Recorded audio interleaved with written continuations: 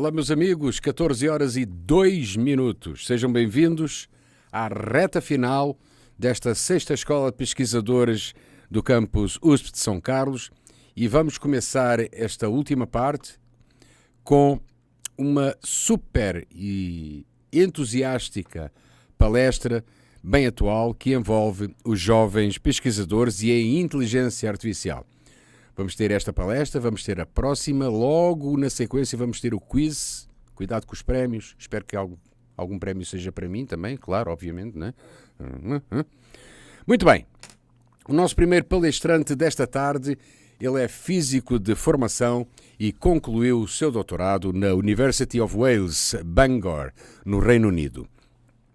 Ele é doutor honoris causa da Universidade Federal do Mato Grosso do Sul, a partir de 2019, é o atual diretor do Instituto de Física de São Carlos, da Universidade de São Paulo, e publicou cerca de 680 artigos em periódicos especializados, 23 capítulos de livros, 2 livros de divulgação científica, um livro sobre escrita científica em inglês e 3 livros com coletâneas sobre nanotecnologia, tendo submetido 12 pedidos de patentes. Esses trabalhos receberam cerca de 17.800 citações, fator H59 na Web of Science, e 27.000 citações, H75, no Google Scholar, isto dados de fevereiro deste ano. Nosso palestrante orientou 52 mestres e doutores, é membro fundador do Núcleo Interinstitucional de Linguística Computacional, o NILC, que desenvolveu o revisor gramatical a Regra, agraciado com 2 prémios de inovação tecnológica e que integrou o processador de texto do Word for Windows por vários anos. Suas principais áreas de atuação são em filmes orgânicos nanoestruturados e processamento de línguas naturais. Foi presidente da Sociedade Brasileira de Pesquisa em Materiais, a SBP-MAT, entre 2016 e 2020, e é presidente da International Union of Materials Research Societies, a UMRS. É membro da Academia de Ciências do Estado de São Paulo, da Academia Brasileira de Ciências e da Academia de Ciências da América Latina e é ainda editor executivo da revista ACS Applied Materials and Interfaces. Recebeu o prémio Scopus em 2006, otorgado pela Elsevier do Brasil e pela CAPES, como um dos 16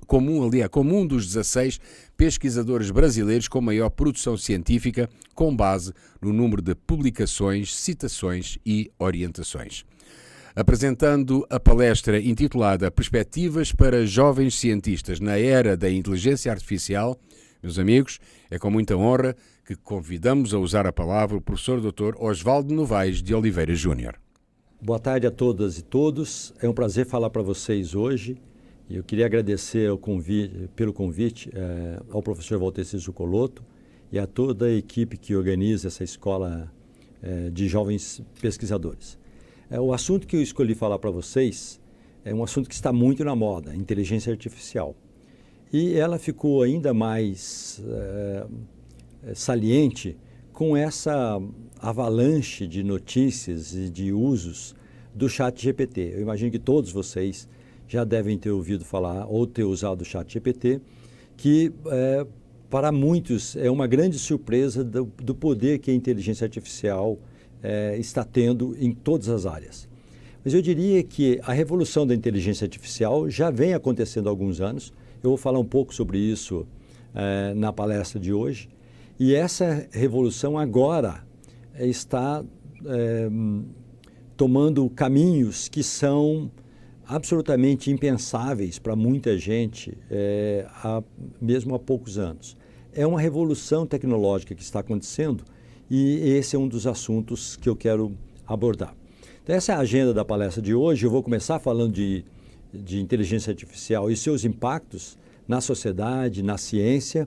Vou falar sobre o novo mundo que vem aí com a inteligência artificial e, ao final, eu vou mencionar algumas oportunidades que eu vejo para jovens pesquisadores nesse novo cenário com sistemas inteligentes.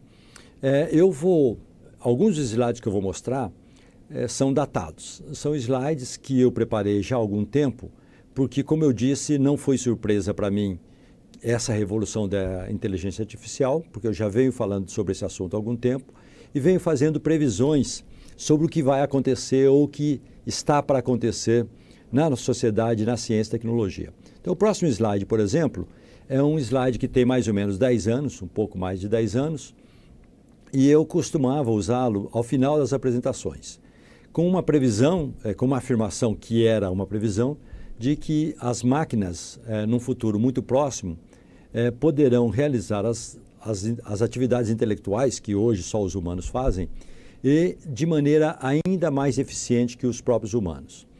E lógico que isso vai ter um grande impacto e a sociedade precisa se preparar para isso. Então a pergunta que eu fazia e continuo fazendo, a sociedade está sendo preparada para isso?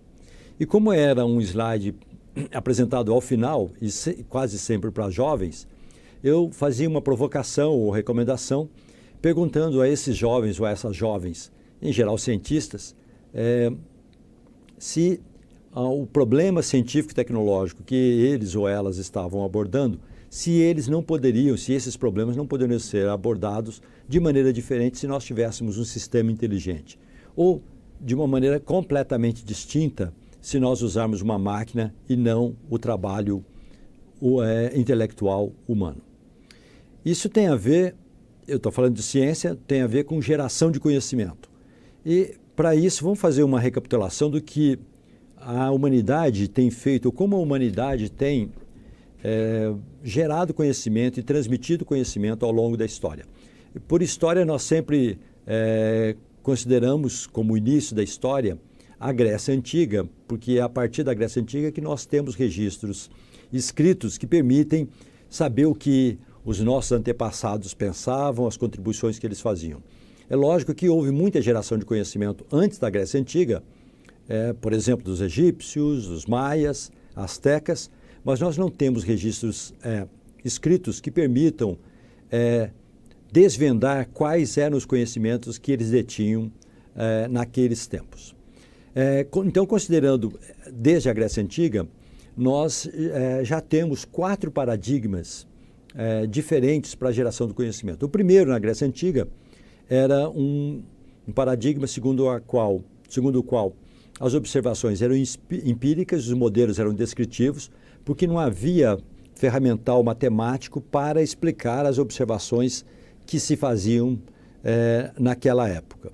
Isso veio no segundo paradigma, com Galileu, Newton e outros que o seguiram, em que a teoria, então já havia modelos matemáticos ou um ferramental matemático suficiente para explicar muitos fenômenos da natureza e de materiais, e é esse paradigma que trouxe tanto sucesso para a ciência até hoje, que é baseado nesses 2 pilares de teoria e experimento. Então nós realizamos experimentos de maneira sistemática e tentamos explicar os resultados desses experimentos com teoria. Já no século XX, com a existência do computador, foi possível gerar conhecimento com um terceiro paradigma, que é com simulações computacionais. Então agora, com os computadores, nós podemos gerar conhecimento com teoria, com experimento e com simulações computacionais. Já no final do século XX e começo deste século, com a grande quantidade de material e meio eletrônico que existe, descobriu-se que você pode fazer mineração desse material, tratar esse material, processar esse material, que são grandes volumes de dados, e transformar essas informações em conhecimento. É o movimento que nós chamamos de Big Data. Então, hoje, nós temos o uso desses 4 paradigmas. Nós temos esses 3 primeiros, mais o Big Data. Agora, uma coisa a mencionar sobre esses 4 paradigmas. Independentemente de quão sofisticados são os equipamentos utilizados, se, por exemplo, nós usamos supercomputadores para simulações, se nós usamos infraestruturas experimentais, como um acelerador de elétrons, um síncrotron, como nós temos os Sirius no Brasil, ou se os modelos utilizados são muito complexos. Ao fim e ao cabo, todo o conhecimento é gerado com intervenção humana. Nós não temos nenhum equipamento nenhuma máquina que gera conhecimento. Mesmo que elas sejam essenciais para a descoberta desses novos conhecimentos, para a geração desses novos conhecimentos, a máquina nunca gera conhecimento autonomamente. Então, como vocês viram aqui marcado, esse slide tem mais ou menos 10 anos, 10, 11 anos, e eu imagino que 2012, e eu naquele tempo, em 2012, dizia que em 15 ou 20 anos nós teríamos um novo paradigma de geração do conhecimento, que eu chamei de quinto paradigma. E esse quinto paradigma é um segundo o qual a própria máquina pode gerar conhecimento. Então vejam que é uma ruptura completa com relação a tudo que nós já fizemos até hoje na história. Quer dizer, nunca houve casos em que um sistema inteligente ou um sistema artificial, uma máquina, gerasse conhecimento.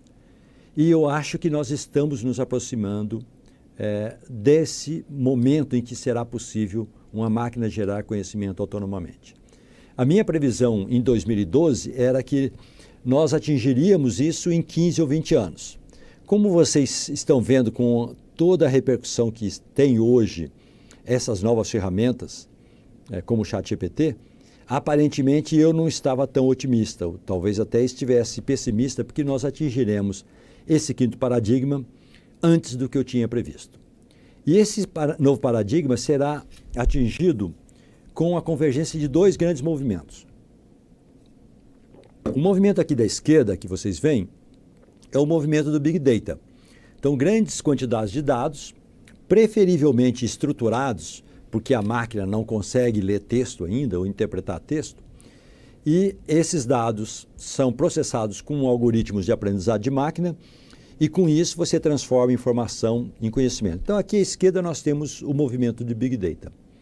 À direita, nós temos o movimento complementar, que é o movimento de processamento de línguas naturais.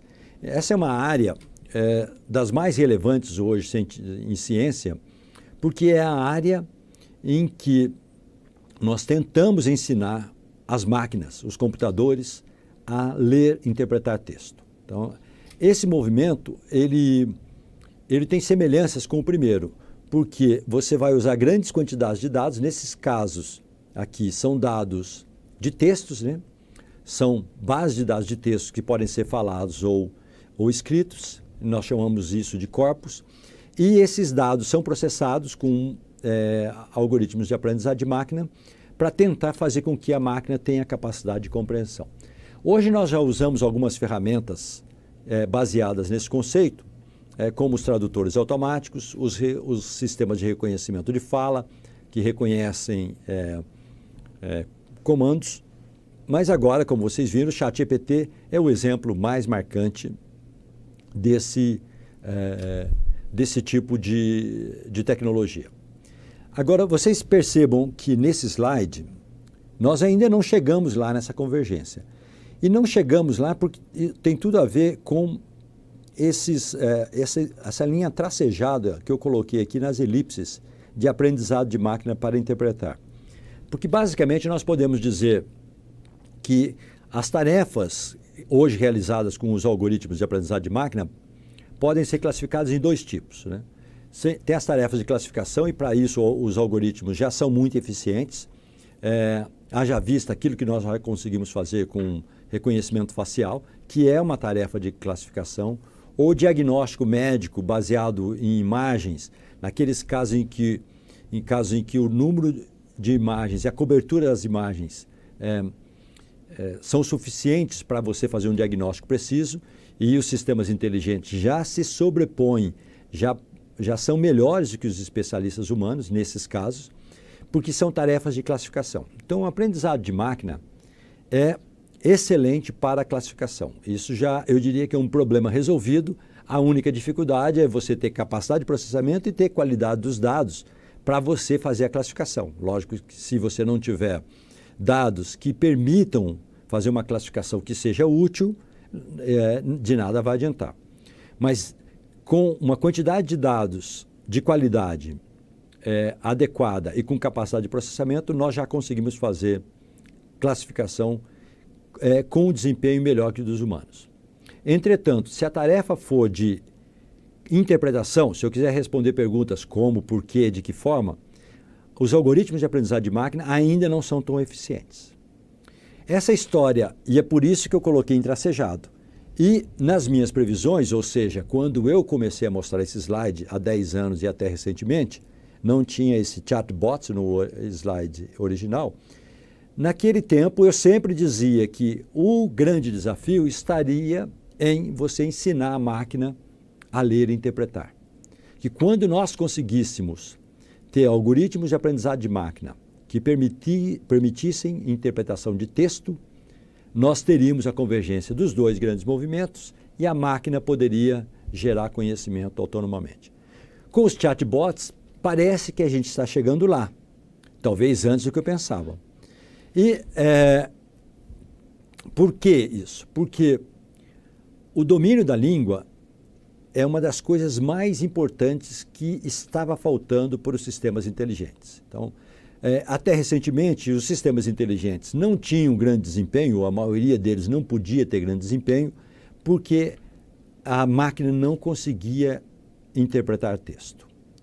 Com o ChatGPT, parece que algum nível de interpretação já acontece, eu vou discutir mais isso em exemplos depois, e vocês veem aqui a primeira sentença é uma sentença que eu tenho usado já há algum tempo. Eu digo que língua é tão importante que a gente precisa ensinar para as máquinas, além de ensinar para as crianças, né?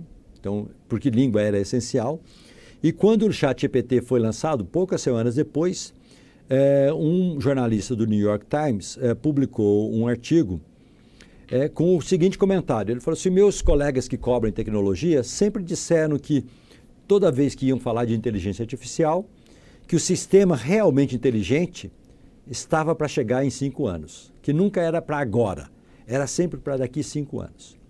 Quando eles começaram a usar o ChatGPT, eles perceberam que o futuro tinha chegado.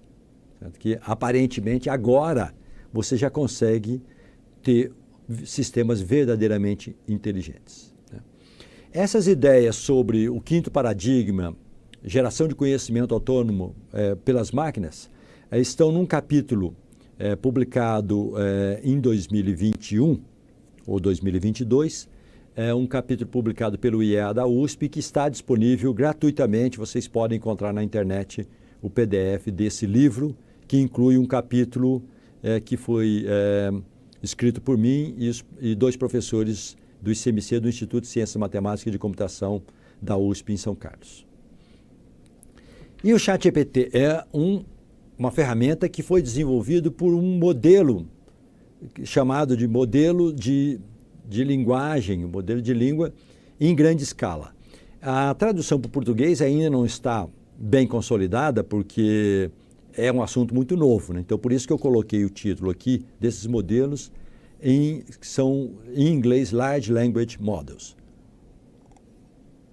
E como é que são esses modelos? Esse e alguns slides subsequentes eu tomei emprestado da professora Cristina Oliveira, do ICMC, com quem eu tenho trabalhado nesses assuntos de inteligência artificial.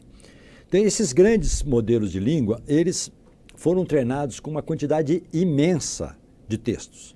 Praticamente todo o texto em acesso aberto da internet, como Wikipedia, base de dados de livros, todos esses textos foram usados para treinar o modelo para o inglês e para outras línguas.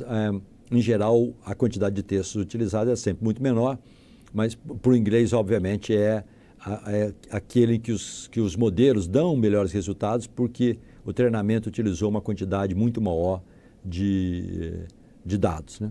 E eles são interessantes porque, apesar de toda a complexidade de um sistema grande, baseado em redes neurais profundas e com uma engenharia de computação bastante sofisticada, ele é simples de explicar, porque é um modelo que simplesmente prevê qual é a próxima palavra quando você está gerando um texto.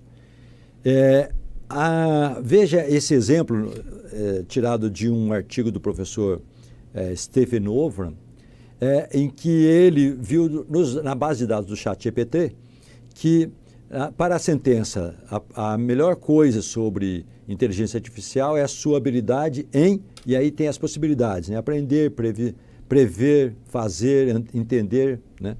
E aí vocês veem as porcentagens que tinham para cada uma dessas palavras. E tudo que o sistema faz é prever o que vai acontecer com a próxima palavra. Mas essa previsão é uma previsão muito informada.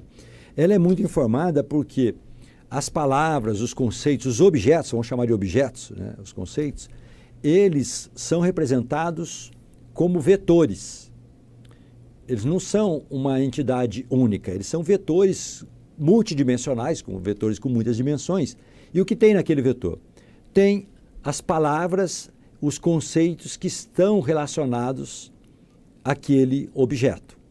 Então, toda vez que o sistema está gerando um texto, ele vai buscar a palavra, um objeto para colocar ali, e aquele objeto é um vetor. E esse vetor tem muitas dimensões. Então, se vocês, por exemplo, só para compreender o conceito, se nós representarmos em 2 dimensões alguns desses objetos, vocês veem, por exemplo, vocês podem olhar aqui, que aqui à esquerda dessa representação em 2 dimensões, nós temos animais, né? Então, tem aqui veado, camelo, urso, vaca, pato, águia e assim por diante, né? Aqui à direita, nós temos frutas, né? Uva, morango e outras amoras, né? Da mesma família dos morangos. E aqui embaixo nós continuamos tendo frutas de outras famílias. Então vocês veem que os objetos, quando eles têm o mesmo campo semântico, o mesmo tipo de vizinhança ou vetores que são parecidos, né? Cada objeto é um vetor, e eles são parecidos quando o produto escalar desses 2 vetores tiver um valor alto. Ou seja, quando houver uma grande coincidência dos conceitos que estão acompanhando aquele objeto no vetor. Então, vocês veem que não é difícil, por exemplo, você distinguir manga de camisa da manga fruta, porque a manga fruta vai estar aqui nesse espaço de representação, ao passo que a manga de camisa vai estar num espaço muito longe desse espaço aqui, porque os conceitos, o campo semântico é completamente diferente. E outra coisa que o ChatGPT usa é o conceito de transformers. Lembrando, né, que a sigla GPT, né, G é de generative, de geração, né, e o T é de transformers, né? Então, transformers é um mecanismo que faz com que cada vez que um texto é analisado ou está sendo gerado texto, o sistema preste atenção não só na vizinhança imediata daquele objeto, daquela palavra, mas de toda a sentença e além da sentença. Então, isso faz com que o sistema tenha uma grande capacidade de ver conceito. É fácil, por exemplo, para o ChatGPT fazer a distinção entre manga camisa e manga fruta, porque ele vai ver toda a vizinhança, né? Esse conceito de transformers, ele foi introduzido pelo Google em 2017. Depois nós temos agora os GPTs, né, as diferentes versões de GPT. Em 2023 já foi lançado o GPT-4, né, o ChatGPT, o GPT-4. E o ChatGPT é uma ferramenta que usa esse tipo de modelo ele gera texto a partir de um modelo pré-treinado. Então, o modelo é treinado antecipadamente para você, por exemplo, colocar os vetores, identificar os objetos e os seus vetores e as conexões que podem acontecer entre esses vetores. E isso permite ver contexto, como eu falei. Aqui eu vou mostrar um slide. O slide é novo, eu preparei agora, mas ele é um slide de uma sentença artificial que eu criei antes de 2010. Eu não sei precisar que ano, mas era uma sentença que eu apresentava nas minhas palestras para mostrar a dificuldade que uma máquina tinha na época e teria, para fazer a interpretação de texto. Porque lembrem-se que, para uma máquina interpretar texto, ela precisa conhecer as palavras do texto. Então, ela tem que saber o dicionário, ter informação como um dicionário na memória dela. O significado daquelas palavras. Precisa saber a sintaxe da língua para poder compreender quais são as conexões. E precisa também ter conhecimento de contexto, conhecimento de mundo, para fazer uma interpretação correta. Então, essa sentença que eu fiz naquela época diz o seguinte, uma sentença em inglês. Number 10 has congratulated the Reds. They are now as famous as their Penny Lane fellows. Então, traduzindo para o português, o número 10, uma tradução literal, sem levar em conta nenhum contexto. O número 10 enviou congratulações aos vermelhos. Né? Eles, os vermelhos, são agora tão famosos quanto os seus colegas da Penny Lane. Né? E aí, a pergunta que eu fazia para a audiência é, quem é o número 10? Né? Quem são os Reds? Quem são os colegas da Penny Lane? Toda vez que eu apresentava essa palestra e colocava essa sentença, se na audiência havia britânicos ou brasileiros ou estrangeiros que tenham morado um tempo na Grã-Bretanha e que se acostumaram com a cultura local, eles conseguiam entender o que eu estava dizendo, eles conseguiam decifrar a sentença. Por exemplo, se eles decifravam a metonímia, que o number 10 é usado em inglês muitas vezes para se referir ao governo britânico, ao primeiro-ministro ou à primeira-ministra britânica. Porque o endereço da casa do primeiro-ministro ou da primeira-ministra na Grã-Bretanha é 10 Downing Street. Então, quando eles falam number 10, quer dizer o governo, o primeiro-ministro, a primeira-ministra. Né? A outra coisa é que, então, vocês veem, se é o primeiro-ministro, nós estamos falando de Grã-Bretanha, nós estamos falando de Inglaterra.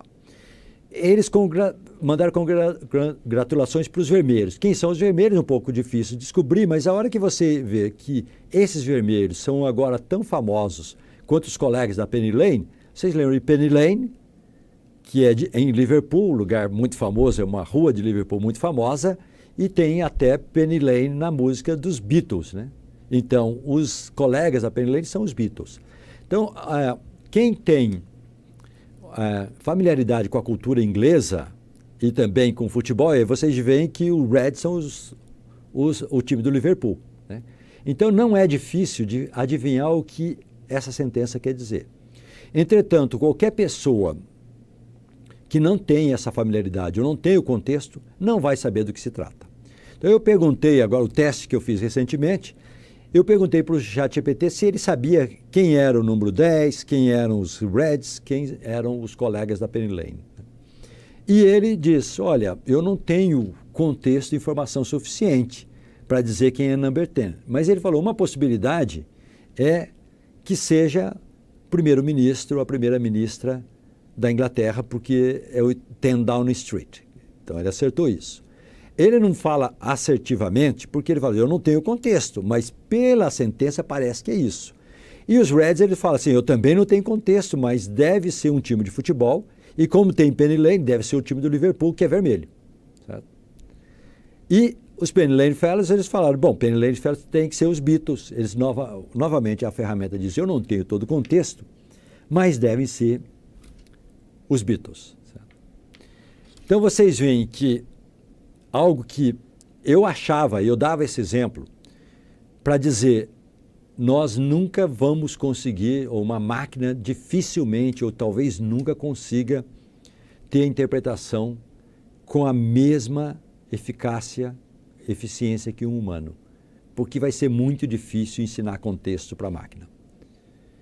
Eu achava isso, mudei de opinião em 2011, quando a IBM lançou o Watson, aquele computador que conseguia ganhar dos humanos naquela competição de perguntas e respostas da televisão americana.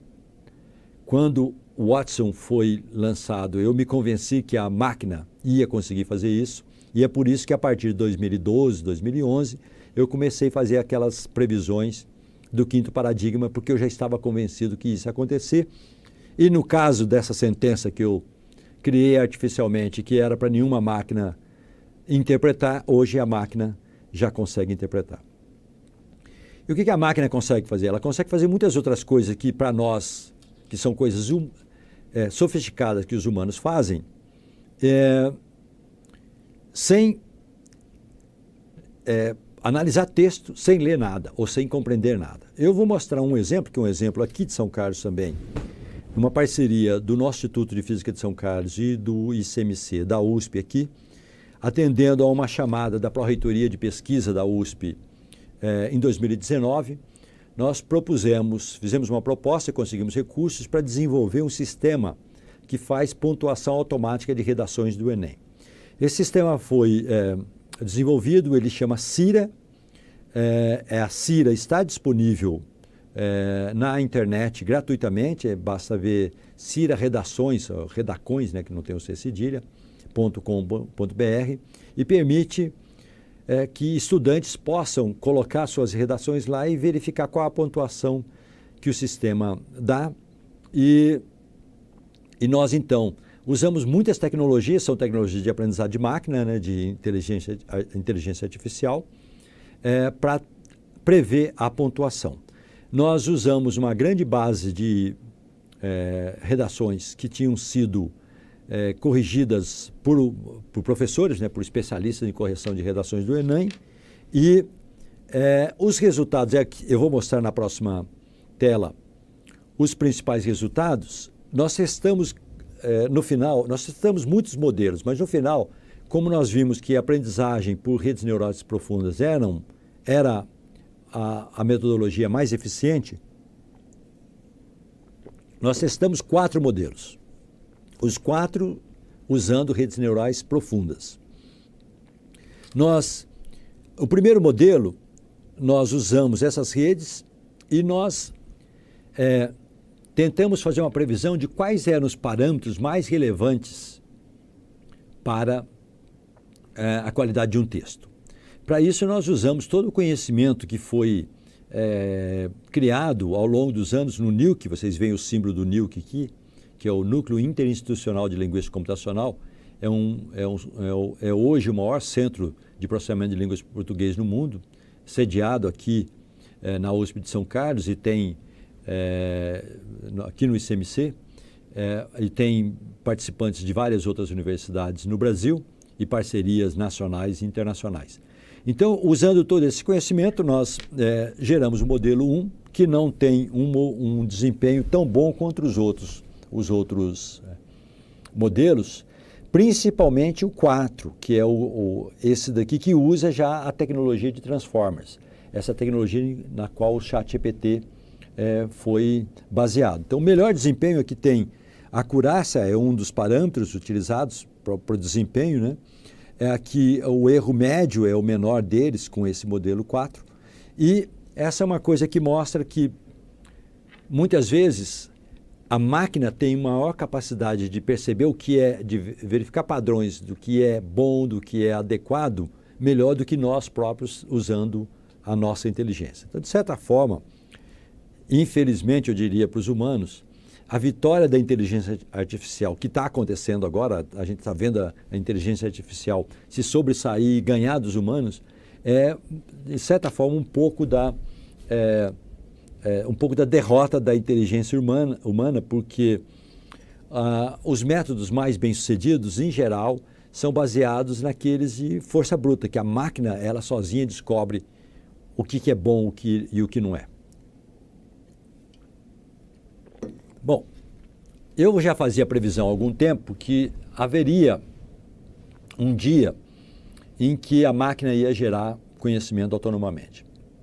Então, em 2016, num seminário que eu dei em junho, eu fiz pela primeira vez uma proposta de uma máquina, né? Eu já estou adiantando vou adiantar o nome da máquina, uma máquina que pode gerar conhecimento autonomamente. E eu escolhi um tema de pesquisa que, na época, era abordado por um aluno meu de doutorado, que era reconhecer a autoria de livros automaticamente. Então, você pega uma série de livros, uma coleção de livros de diversos autores, e depois você transforma aqueles livros, por exemplo, em redes, e depois tenta, usando o aprendizado de máquina, descobrir ou adivinhar qual é o autor de cada obra, né? Então, nós tivemos resultados que foram bastante significativos.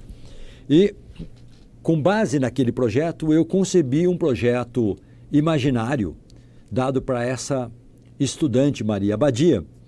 E é uma estudante que tinha chegado no NILC e a tarefa que ela recebeu foi, olha esse corpus aqui, então esse banco de textos que tem 100 livros de 10 autores, veja o que já foi feito, né, na literatura sobre essa área, né, então como é que você faz o processamento de corpus, que técnicas que são usadas, né, e depois de algumas semanas, lembrando que em 2016 eu era muito menos otimista do que eu posso ser hoje, né, eu falei em algumas semanas, hoje eu diria que era muito menos tempo, a Maria Abadia trouxe os resultados, né, não só usando aquele corpus, mas outros corpos, ou mais livros, né, mais conjunto de livros, e ela combinou métodos que já tinham sido usados para identificação de autoria para ter novos resultados e, nesse experimento imaginário, os resultados da Maria Abadia foram melhores do que aqueles da literatura, né?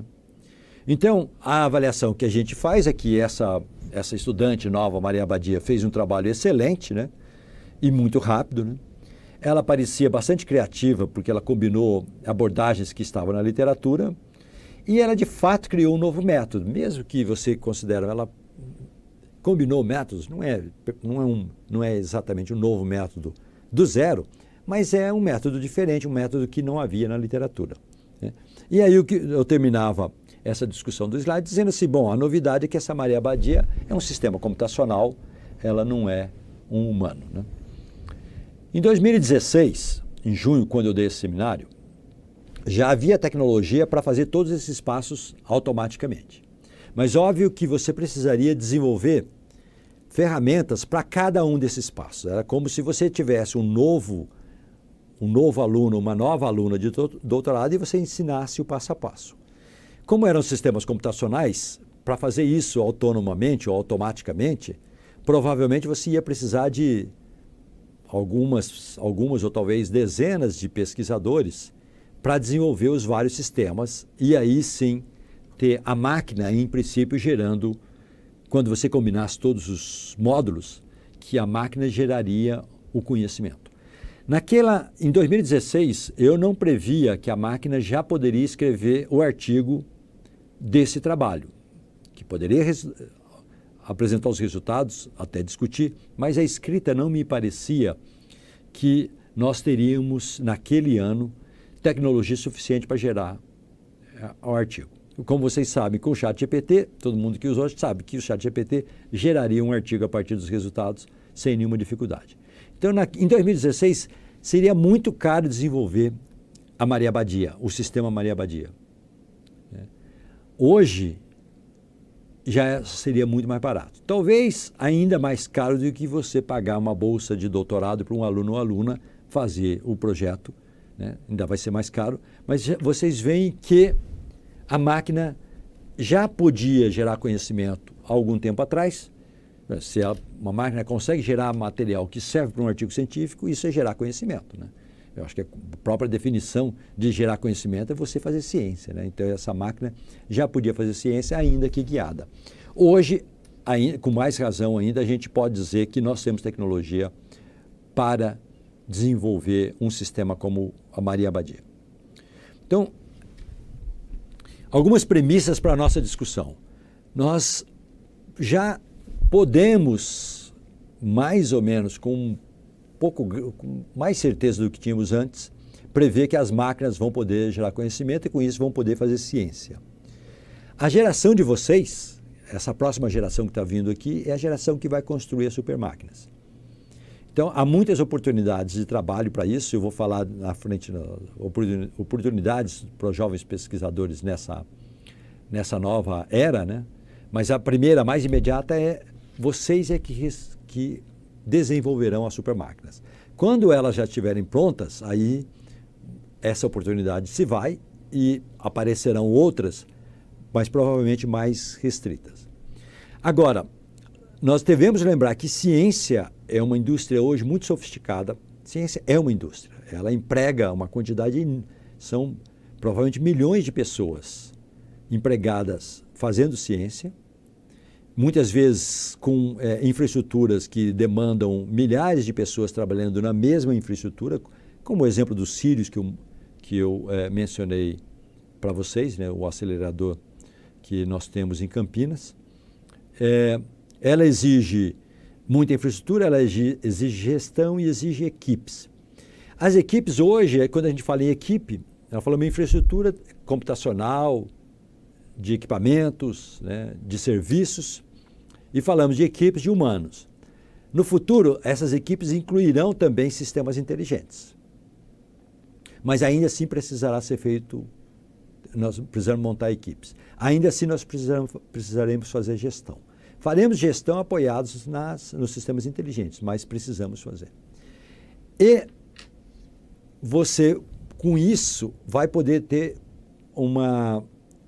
você vai poder criar programas muito mais ambiciosos que nós temos hoje e atacar grandes desafios que nós temos que atacar para a humanidade. Então, apesar do grande desenvolvimento que nós temos com as máquinas, com os sistemas inteligentes, podendo gerar conhecimento, e que obviamente tira muito da atividade que nós podemos hoje fazer, nós humanos, nós ainda precisaremos de muita ciência, muita geração de conhecimento, né? E como será essa ciência com a inteligência artificial? Bom,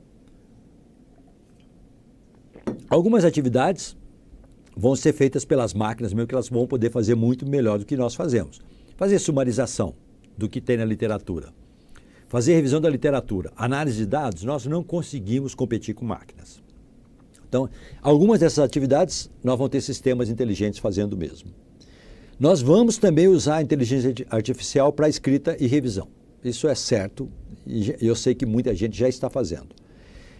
É uma discussão bastante acalorada se as máquinas vão poder ter autoria, se elas vão poder ser autoras de trabalhos, porque em muitos casos elas vão gerar todo o texto e gerar o conhecimento, isso é uma coisa a discutir.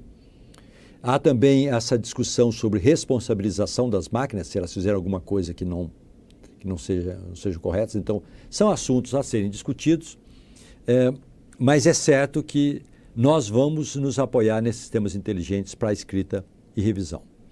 Nós vamos elaborar tanto os projetos, como os programas, como o desenrolar dos projetos de pesquisa. Tudo isso vai ser feito em parceria com as máquinas, com os sistemas inteligentes, porque eles têm algumas capacidades que sempre são muito maiores que as nossas, por exemplo, de ver toda a literatura de uma vez, né?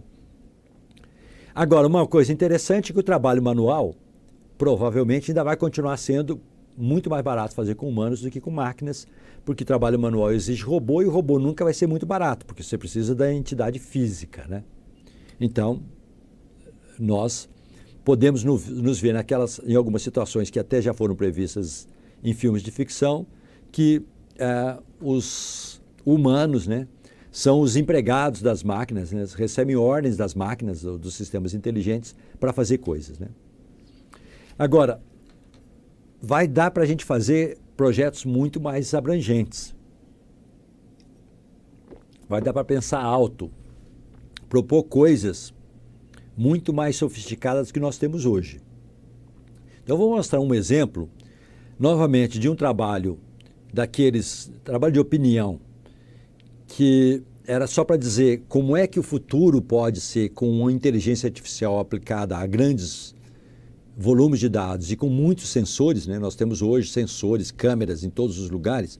Então, você vai poder usar essas informações todas, minerar, processar essas informações e assim fazer sistemas de controle. Então, aqui está um exemplo de um grande possível projeto, né, que é um projeto de uma gestão de uma estação de trens. Pode ser uma estação de trem, como poderia ser uma outra infraestrutura qualquer, um shopping center, um supermercado, porque o que nós pensamos aqui é que essa estação de trens poderia ter uma quantidade enorme de sensores de diferentes tipos e com isso você vai usar esses dados que vêm de muitas fontes, são de sensores, de câmeras, informação de áudio, as imagens, obviamente, né? Dados, textos e uma quantidade enorme de dados. E com isso, você tem um sistema de inteligência artificial que permite fazer monitoramento, por exemplo, de segurança, monitoramento de saúde para os usuários. Então, você pode ter sensores lá e se tem algum usuário que passa que não está bem de saúde, você pode, com os sensores, fazer esse primeiro diagnóstico, né? E avisar a pessoa, né, que ela pode estar com algum problema de saúde, com febre, alguma coisa assim, né? Você pode fazer um sistema de gestão de consumo de energia, né? Gestão dos serviços de trem, obviamente, né? Que você está falando de uma estação. Para isso, você tem que ter integração, o sistema inteligente tem que ter integração de uma grande quantidade de dados que precisam de curadoria, que precisam de ferramentas, instrumentos, dispositivos para obter esses dados. Então, vocês já vão pensando que, embora seja um sistema de inteligência artificial, você vê quanto trabalho que vai precisar de pesquisadores humanos para poder desenvolver. A máquina vai ajudar em muitas coisas, mas alguns trabalhos, inclusive aqueles manuais, vão requerer não só para implementação e o uso do sistema inteligente, mas também para o seu desenvolvimento e para os dispositivos que são usados no monitoramento, mais notadamente sensores, né? E pensando nisso, como é que vai ser um projeto no futuro, né? Como é que vocês, jovens pesquisadores, vão pensar num novo projeto? Bom, primeiro, a busca por inovação vai ser cada vez mais difícil, mas isso já está acontecendo, né? Toda vez que você tem uma ideia, você vai para a literatura e já vê que aquela ideia provavelmente já foi explorada de uma maneira ou de outra, né? Então, a inovação vai ser cada vez mais difícil você fazer. Por outro lado, você vai poder pensar em projetos mais ambiciosos. E tem também fronteiras a desvendar. Essas fronteiras, elas ainda não são atacadas pelos sistemas inteligentes. Eu não tenho sistema inteligente que possa atacar essas fronteiras ainda. Então, eu estou dando exemplos de algumas áreas, né? De física, por exemplo, a unificação da teoria da gravitação com teoria quântica, computação quântica, certo? Em computação e engenharia, você fazer aprendizado de máquina por hardware e não por software. Hoje, todo aprendizado de máquina que nós usamos nos sistemas inteligentes é aprendizado por software. Quando nós pudermos fazer isso por hardware, você vai ter um salto de qualidade, né?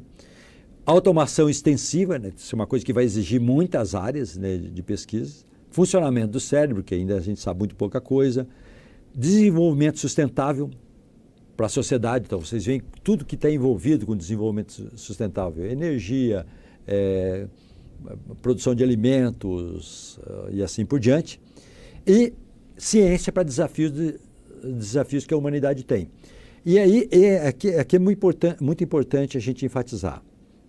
Nós precisamos de conhecimento para enfrentar muitos desses desafios que hoje temos, né? Pobreza, desigualdade, alguns problemas de saúde, que muitas vezes tem muito mais a ver com problema de comportamento e conhecimentos necessários em ciências sociais e ciências e as humanidades do que de tecnologia. E nós, humanos, ainda estamos muito longe, com todo o conhecimento que nós geramos, de resolver alguns desses problemas, de ter conhecimento suficiente para resolvê-los. Então, não é factível esperar que os sistemas inteligentes, por mais que eles se sobreponham aos humanos no início, que eles sejam capazes de abordar isso. Então, são problemas bastante complicados e, portanto, haverá muita ciência para fazer. E essa ciência que é necessária para áreas de ciências sociais e humanidades, ela também vai requerer sistemas inteligentes no apoio, capacidade de análise de dados e capacidade de modelos.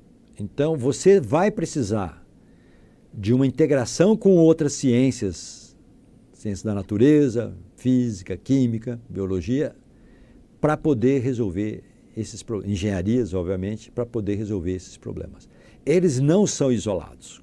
Problemas como pobreza e desigualdade não são problemas isolados, só problema social. Ele tem problemas que tem uma parte de tecnologia e uma outra parte que tem a ver com comportamento, com estruturas. E esses problemas, com educação, por exemplo. Para resolver isso, a gente precisa de gerar mais conhecimento em áreas em que dificilmente nós teremos máquina sendo mais competentes que nós, porque são áreas muito complicadas ainda. Eu vou passar esse exemplo aqui, um exemplo de pesquisa, e, para não alongar muito, e eu vou falar sobre os sistemas inteligentes fazendo ciência. Será que eles podem descobrir novas leis? Será que eles podem finalmente decifrar alguns enigmas que nós temos até hoje? Não dá para dizer ainda, a minha aposta é que sim, que essas máquinas vão poder descobrir conhecimento completamente diferente pelas capacidades que elas terão, mas já há resultados mostrando que isso é possível. Então tem um trabalho que foi publicado no começo deste mês de maio ou no final de abril, de uma equipe de pesquisadores de universidades americanas e de empresas, em que eles criaram um sistema que tem uma arquitetura bastante complexa, como vocês veem aqui, para tirar, a partir de dados experimentais, eles obterem os modelos teóricos que explicam aqueles dados. E eles fizeram isso para 3 exemplos: para a terceira lei de Kepler de movimento planetário, para a equação de Einstein de dilatação do tempo e um modelo de adsorção de gases do Irving Langmuir, que ganhou o Prêmio Nobel em 1932 pelos trabalhos que ele fez nessa área. É um modelo relativamente simples que a máquina consegue recuperar a partir dos dados experimentais. A arquitetura que eles mostraram aqui é bastante complicada, eu não vou entrar em nenhum detalhe, porque são muitos módulos, e que não usam puramente dados. Eles têm uma série de outros módulos para poder testar hipóteses, formular hipóteses e assim por diante. Eu acho que no futuro nós teremos sistemas com uma arquitetura muito mais simples, o fornecimento dos dados provavelmente já vai ser suficiente para a máquina já começar a interpretar que tipo de dado que é aquele e qual é o modelo que pode ser usado para explicar. Indo já para a parte final da minha apresentação, eu quero mencionar o novo mundo com IA. Nós vamos ter mais tecnologia, bem-estar, mais tecnologia para a saúde, isso deve melhorar a nossa qualidade de vida, aumentar a longevidade, vamos produzir mais, vamos ter mais riqueza, eu digo, para o mundo todo. Entretanto, essa riqueza não será distribuída igualmente. De fato, cada vez que você tem uma sociedade que é muito dependente de tecnologia, você traz desigualdade. Então, quanto mais tecnologia nós empregamos, quanto mais os humanos dependerem de tecnologia e conhecimento sofisticado, mais desigualdade haverá. Porque conhecimento é a coisa mais difícil de você distribuir. Muito mais difícil que recursos materiais. E por isso, então, nós teremos muito mais desigualdade entre nações e mesmo dentro de uma nação, entre aqueles indivíduos que detêm a tecnologia, que se apropriam da tecnologia, do conhecimento, e aqueles que não o fazem. E, obviamente, tem o risco de robôs malignos e acidentes. E é por isso que nós precisamos de regulamentação, que tem que ser feita por todos os governos e pela sociedade. Você precisa fazer regulamentação, você precisa garantir que os sistemas inteligentes sejam desenvolvidos com ética para evitar, por exemplo, o problema que nós temos hoje de fake news, deepfake, com vídeos que podem ser fraudados. Bom, e nesse cenário, agora com o ChatGPT mostrando que aquele quinto paradigma está chegando e que, portanto, nós teremos algo que é bastante disruptivo, até porque uma das principais consequências que nós teremos é desemprego alto, um pico de desemprego, porque nós vamos poder substituir muito do trabalho intelectual feito por humanos por máquinas, por sistemas inteligentes. E isso vai trazer um pico de desemprego. Não elimina todos os empregos numa profissão, mas elimina uma boa parte, o que deve ser suficiente para trazer uma grande crise. Então, o que nós podemos fazer? Uma possibilidade, tem gente até importante advogando isso, de você tentar parar o desenvolvimento da inteligência artificial para evitar esse mau uso. Isso eu diria que é impossível, porque você não vai garantir que todo mundo pare ao mesmo tempo, né? É uma corrida, é uma competição entre as empresas que detêm essas tecnologias e isso não vai parar, né?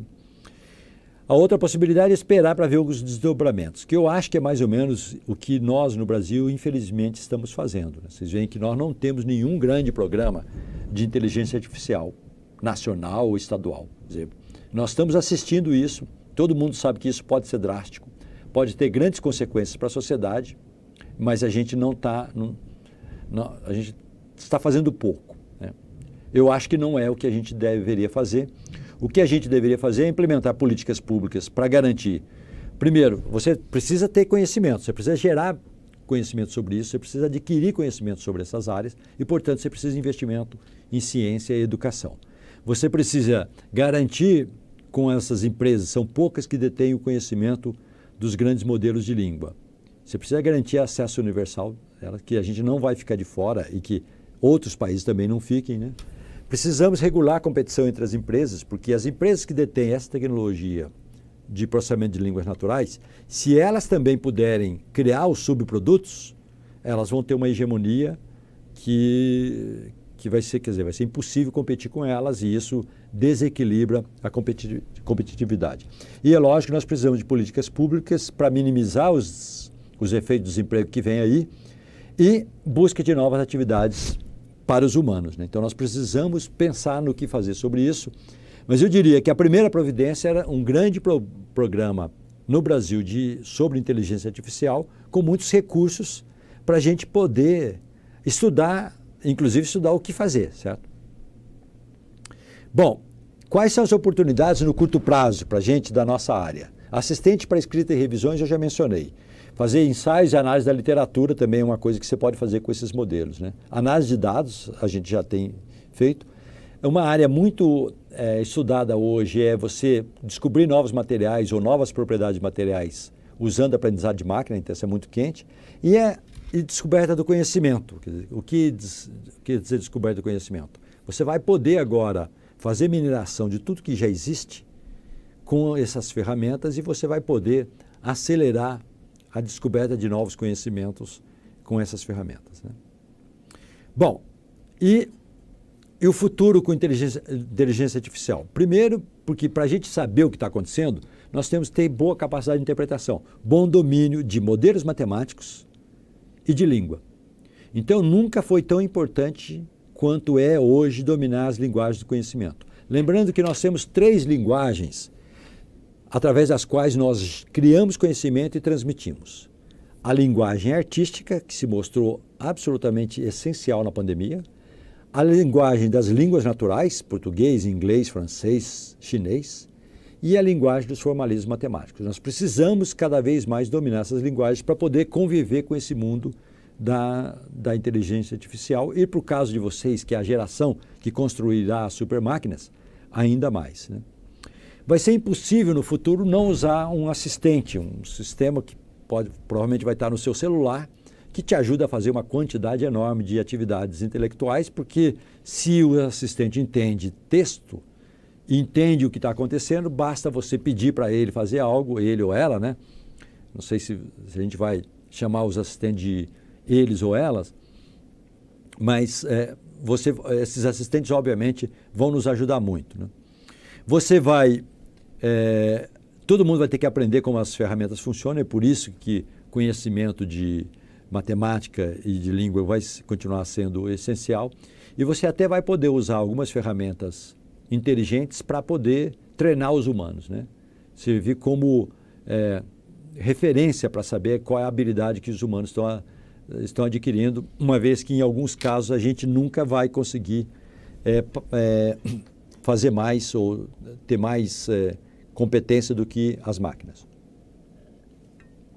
E por último, bom, e o jovem pesquisador estava prometido no título.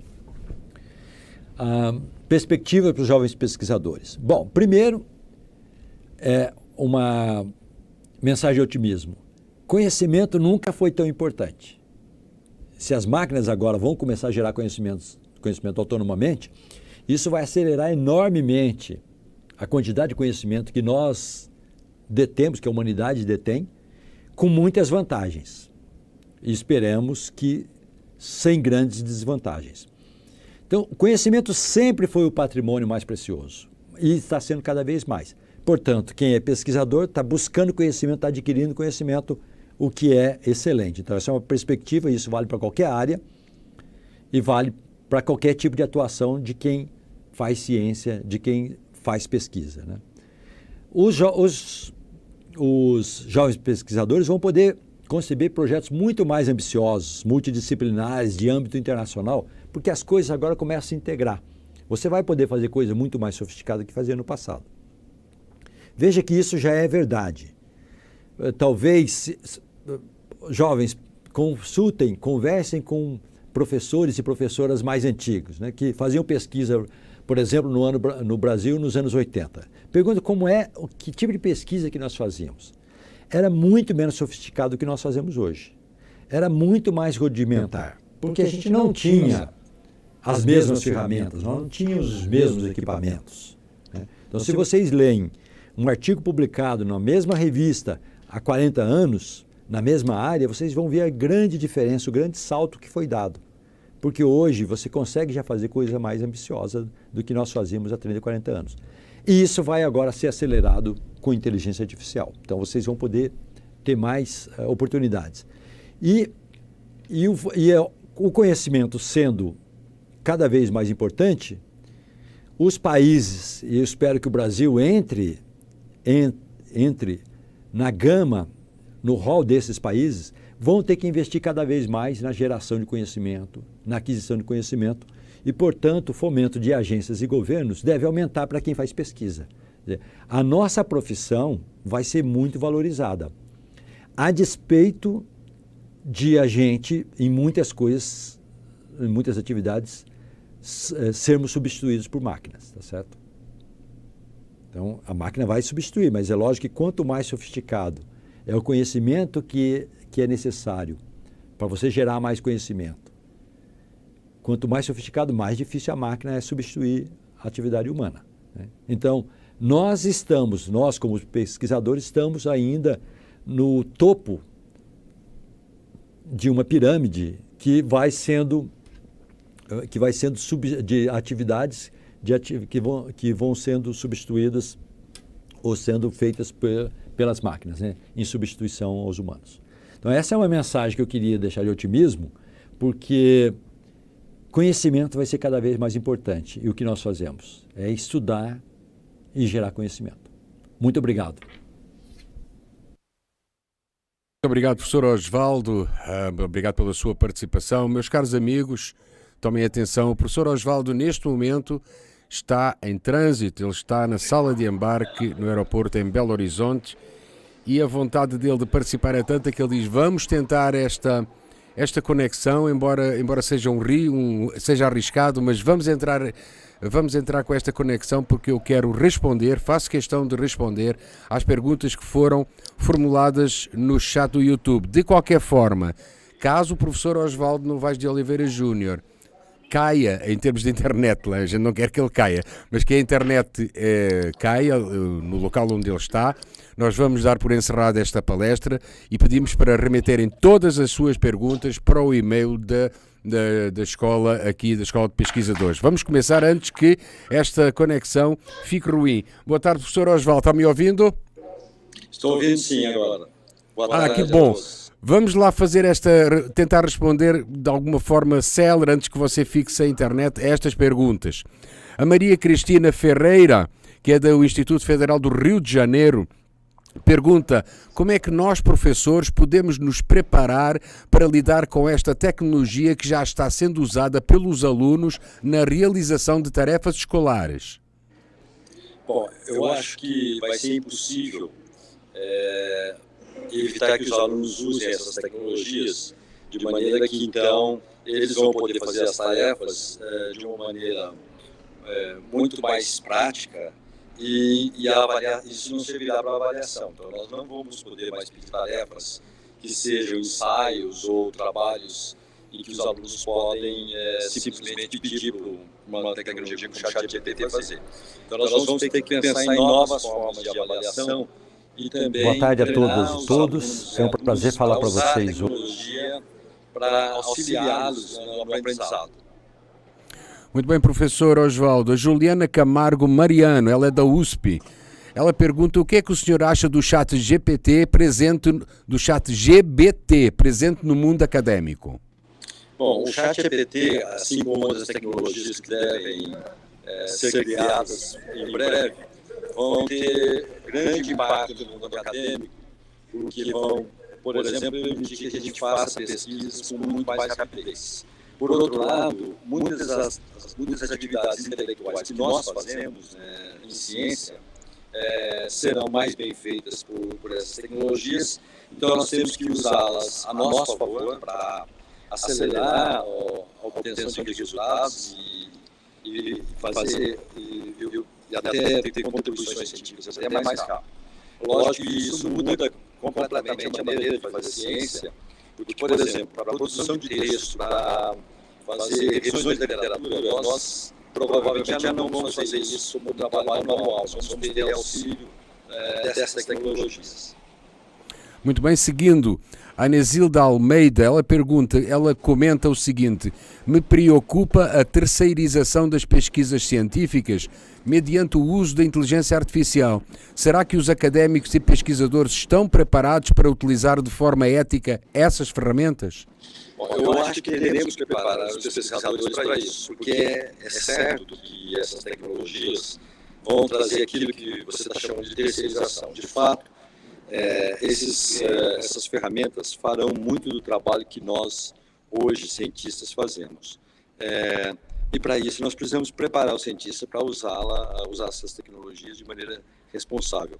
Como é tudo muito novo, nós não podemos afirmar que os cientistas estão preparados. Os cientistas estão simplesmente se acostumando com essa ideia de que ferramentas de inteligência artificial vão poder fazer muitas das tarefas que nós hoje temos que fazer.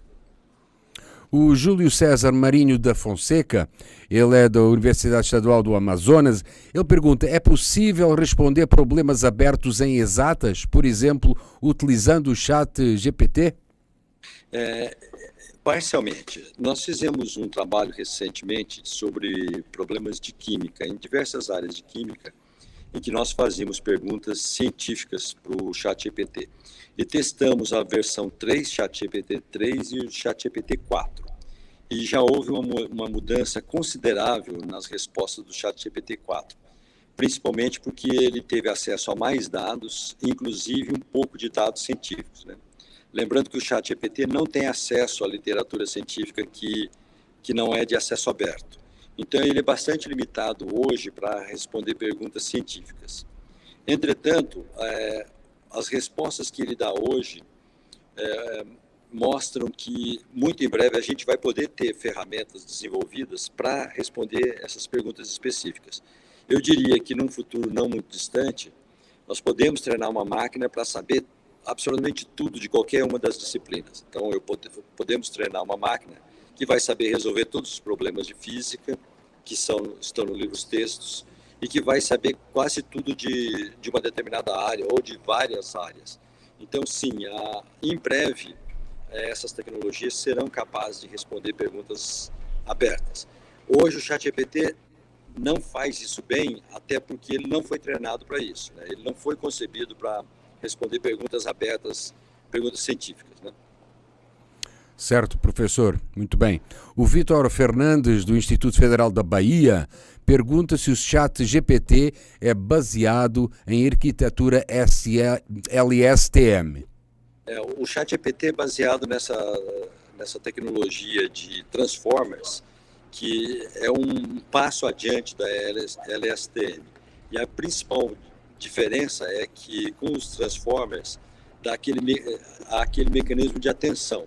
Ou seja, quando a ferramenta está calculando quais são as próximas palavras a serem inseridas no texto que ele está criando, a ferramenta presta atenção em todo o contexto, não só no contexto imediato das palavras, mas em todo o contexto da sentença e mesmo da vizinhança daquelas sentenças. Então, ele usa uma tecnologia que é mais avançada. Muito bem, vamos seguir para a próxima pergunta, estamos quase no fim. Vamos torcer para que a internet não caia aí no aeroporto. O Romário Lins, da Univasf Juazeiro, Bahia, ele pergunta: a construção do conhecimento é algo que leva tempo e bastante escrutínio. Com o intermédio da inteligência artificial, tal processo não sofreria um impacto de qualidade? Bom, desculpa, o impacto de? Qualidade. Eu acho que não, porque a máquina pode ser treinada para produzir conhecimento da mesma forma que os humanos. Hoje, obviamente, a tecnologia atual já é capaz de gerar algum conhecimento, mas de uma maneira muito tímida, até porque os sistemas inteligentes não foram treinados, eles não foram, digamos, educados, entre aspas, para fazer ciência. Mas isso é certamente possível, nós já temos tecnologia para isso, e quando o sistema for treinado para fazer ciência, ele provavelmente gerará conhecimento com a mesma competência que os humanos. E à medida que ele for aprendendo mais e mais, devido à grande capacidade de processamento de informações, as máquinas deverão ser até mais proficientes que os humanos e gerarão conhecimento com maior qualidade até. Eu não vi nenhum de futuro de médio e longo prazo de nós humanos podemos gerar tecnologia com a realidade que uma máquina vai poder gerar. Muito bem, professor Osvaldo, a internet está oscilando, eu estou vendo aqui que a sua internet está oscilando no aeroporto. Vamos aproveitar porque já só temos duas perguntas. A penúltima pergunta é feita pela Gisela Archela ou Arquela, não sei bem como é de pronunciar, mas acho que é Archela, que é da USP do Butantã. Ela pergunta: professor, essas oportunidades serão apenas para jovens pesquisadores? Não, eu acho que as oportunidades são para todos os pesquisadores, né? Eu sempre falo para os jovens porque eles têm toda uma carreira pela frente, então vão poder se beneficiar dessas tecnologias e ajudar a desenvolvê-las também. Mas, obviamente, isso vai ser bem aproveitado por todos os pesquisadores que estiverem trabalhando. E, bom, eu acho que mesmo para os pesquisadores, quando já estiverem se aposentando, eles ainda vão poder usar essas tecnologias, por exemplo, como um assistente, né? Todo mundo vai, em breve, ter um assistente que vai facilitar muito a nossa vida. Muito bem, última pergunta. Vamos então para a última pergunta, que é feita pela Sinara Mendonça Moreira Tinoco. Ela que é de lá da Universidade Federal de Goiás. A pergunta dela é: a preocupação é como os professores conseguirão aprender essas ferramentas. As instituições terão fundings para isso? Bom, eu acho que todas as instituições terão que se preocupar com algum tipo de formação para os seus funcionários, funcionárias, professores e professoras, porque vai ser essencial aprender essas tecnologias, né?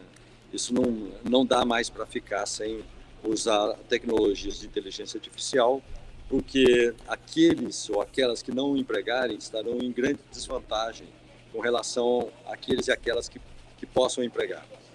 Então, eu acho que as instituições terão que prover algum tipo de treinamento para que todos aprendam essas tecnologias. Professor Osvaldo, uma boa viagem para o senhor. Muito obrigado pela sua colaboração aí. Em cima, está pendurado aí no fio, hora para cá, hora para lá, quase a cair, mas não caiu. Muito obrigado, professor. Um grande abraço. Muito obrigado, agradeço. Um abraço a todos e a todas. Nossa, que suspiro de alívio, meu Deus do céu, estava aqui todo mundo de dedo cruzado. Ok, gente, vamos aqui fazer uma retrospectiva de quem esteve connosco. Passo Fundo, Rio Grande do Sul, Instituto Federal do Rio de Janeiro, Campus Paulo de Frontin, a FEA na USP, Pato Branco no Paraná, o Programa de Pós-Graduação em Agronegócios da Universidade Federal do Rio Grande do Sul, grande abraço. Universidade Estadual de Ponta Grossa, outro abraço, eu até fico emocionado com estas coisas quando UniOeste da Foz, Universidade Federal de Sergipe, Universidade Estadual do Maringá, Paraná, Universidade Estadual do Amazonas, Instituto Federal da Bahia, Univasp da Bahia. Gente, um abraço para vocês, muito obrigado. Vamos fazer... Não se esqueçam que hoje vamos ter um quiz depois da próxima palestra, que será a última desta escola de pesquisadores. Gente, obrigado ao pessoal da organização que esteve aqui nos bastidores, sofrendo da mesma forma que nós aqui. Gente, vamos fazer um intervalo para baixar a pulsação. Não fecho, não. Não fecho. Eles estão me dizendo para não fechar. Estão dizendo... Pediu tanto que recebeu. Gente, acabo de receber chocolates! Ana Mara da organização. Ana Mara, muito obrigado. Imagina. Beijos para as meninas, muito obrigado por esta atenção. Toda a equipe organizadora, viu? Beijo para vocês, muito obrigado, gente. E não fez. Eu tenho chocolate, eu ganhei chocolate. Eita, veio. Gente, deixem-me controlar as minhas emoções nesse intervalo. A gente volta às 15h30 para a última palestra. Beijos e abraços para todos. Olha o chocolate!